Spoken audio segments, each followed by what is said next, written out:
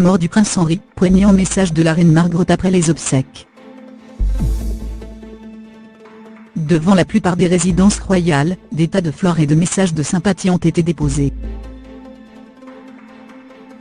Il y eut durant la cérémonie beaucoup de larmes, les siennes comme celles de ses belles-filles, les princesses Mary et Marie, mais aussi de tendres sourires, en écho aux bons souvenirs, éprouvés par la mort de son époux, le prince Henri, mais heureuse du bel adieu. Sobre et simple comme il le souhaitait, qui lui a été adressé mardi 20 février 2018, la reine Margrethe de Danemark a publié au lendemain des obsèques un très touchant message de remerciement. Pour moi et ma famille, a-t-elle écrit, il a été profondément émouvant de ressentir la chaleur et la sympathie qui ont afflué de toutes les parties de la société danoise concernant la mort et les funérailles du prince Henri. Toutes les belles fleurs qui ont été déposées spontanément aux endroits où le prince aimait être, les milliers de personnes, venues de près comme de loin, qui ont bravé le froid de l'hiver pour rendre au prince un dernier hommage dans la chapelle du palais de Christiansborg, et les innombrables messages de sympathie que nous avons reçus nous ont profondément touchés, et nous aident à traverser cette période difficile. Pour tous ces beaux témoignages de sollicitude et de compassion, ma famille et moi-même souhaitons exprimer nos plus sincères remerciements à tous les Danois.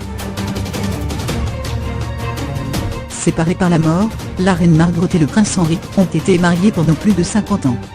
Mais, à la fin de sa vie, le conjoint de la monarque n'était plus que l'ombre de celui qu'il avait été. Quelques semaines après la date, le 10 juin 2017, de leurs noces d'or, la cour danoise révélait en septembre dernier qu'il était atteint de démence sénile. En janvier 2018, il avait fait 2 séjours en Égypte, dont il avait été rapatrié, hospitalisé en raison d'une infection pulmonaire.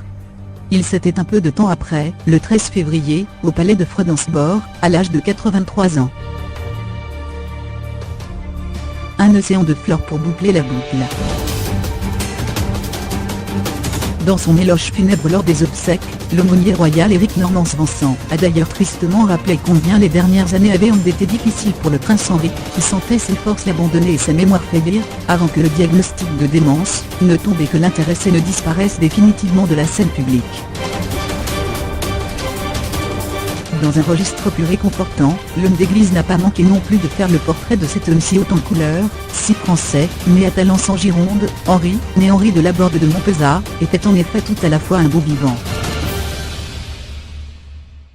qui adorait écrire de la poésie, et faire du vin dans les vignobles du château de Kex, domaine dans le Haut qui appartient à la couronne danoise, et un râleur de premier ordre, qui ne se privait pas de clamer haut et fort sa frustration de se voir refuser le titre de roi. De fait, estimant n'être pas l'égal de son épouse, il avait décidé qu'il ne serait pas inhumé dans la nécropole royale de la cathédrale de Roskilde. Incinéré, ses cendres doivent selon ses dernières volontés être en partie dispersées en mer et, pour le reste, inhumé dans une urne dans les jardins privés du palais de Fredensborg. Au cours de la cérémonie, l'aumônier avait également lu un passage d'un poème que le prince Henri avait déclamé pour son épouse lors de leur mariage. Il y était question de fleurs des champs et de jardins luxuriants.